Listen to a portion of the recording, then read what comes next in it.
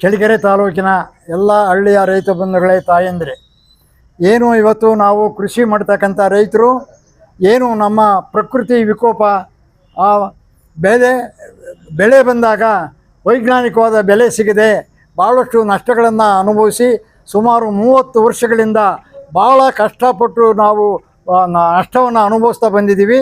ಆ ಕಾರಣದಿಂದ ಏನು ನಾವು ಬೆಳೆ ವಿಮೆ ಕಟ್ತಾಯಿದ್ದೀವಿ ಸರ್ಕಾರಕ್ಕೆ, ಆಮೇಲೆ ಬೆಳೆ ನಷ್ಟವನ್ನು ಕೂಡ ಪರಿಹಾರ ಕೊಡ್ತೀವಿ ಅಂತ ಹೇಳಿದ್ದಾರೆ, ಅದನ್ನು ಕೊಡೋದಿಲ್ಲ.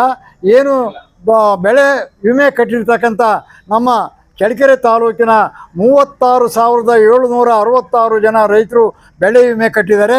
ಇವರು ಕಟ್ಟಿರ್ತಕ್ಕಂಥ ಬಂಡವಾಳ ಎಷ್ಟಪ್ಪ ಅಂದರೆ 5,01,00,000 ರೂಪಾಯಿ ಬಂಡವಾಳನ ಕಟ್ಟಿರ್ತಕ್ಕಂಥದ್ದು. ಆದರೆ ಇವತ್ತು ಮುಂಗಾರು ಬಂದಿದೆ. ಆ ಕಾರಣದಿಂದ ಈಗ ರೈತರಿಗೆ ದುಡ್ಡಿನ ಅವಶ್ಯಕತೆ ಭಾಳ ಇರೋದರಿಂದ ನಾವು ಬೆಳೆ ವಿಮೆ ಕೊಡಬೇಕು, ಬೆಳೆ ನಷ್ಟ ಕೊಡಬೇಕು ಅಂತ ಹೇಳ್ಬಿಟ್ಟು 12ನೇ ತಾರೀಕು ಏನು ಹಿರಿಯಳ್ಳಿ ಹತ್ರ ಟೋಲ್ ಗೇಟ್ ಏನೈತೆ ಹೆದ್ದಾರಿ, ಆ ಹೆದ್ದಾರಿಯನ್ನು ಬಂದ್ ಮಾಡಿ ಈ ಅವಿವೇಕಿ ಸರ್ಕಾರಗಳಿಗೆ ಎಚ್ಚರಿಕೆಯನ್ನು ಕೊಡ್ತಕ್ಕಂಥ ಒಂದು ಕೆಲಸವನ್ನು ಮಾಡ್ತಾಯಿದ್ದೀವಿ. ಯಾಕಂದರೆ ಈ 3 ತಿಂಗಳಿಂದ ಕೊಡ್ತೀವಿ ಈಗ ಕೊಡ್ತೀವಿ ಅಂತ ಬರೀ ಸುಳ್ಳು ಆಶ್ವಾಸನೆಗಳನ್ನು ಕೊಡ್ತಾ ಇದ್ದಾರೆ. ಆದರೆ ಇವರು ಕೊಡೋದು ಬಿಡೋದು ಆಮೇಲೆ ನಮ್ಮ ಹೋರಾಟ ಚಳುವಳಿಯ ಮುಖಾಂತರ ಇವರ ಬಾಕಿಯನ್ನು ವಸೂಲು ಮಾಡ್ತಕ್ಕಂಥ ವ್ಯವಸ್ಥೆ ನಮ್ಮದಾಗಿರೋದ್ರಿಂದ ತಾವೆಲ್ಲರೂ ದಯಮಾಡಿ ಪ್ರತಿ ಹಳ್ಳಿಗಳಿಂದ 20-30 ಜನ ಬೆಳೆ ವಿಮೆ ಕಟ್ಟಿರ್ತಕ್ಕಂಥ 36,766 ರೈತರು ತಾವೆಲ್ಲರೂ ಆ ಚಳುವಳಿಗೆ ಭಾಗವಹಿಸಬೇಕಂತ ತಮ್ಮೆಲ್ಲ ರೈತರಲ್ಲಿ ನಾನು ವಿನಂತಿ ಮಾಡಿಕೊಳ್ತಾ ಇದ್ದೀನಿ.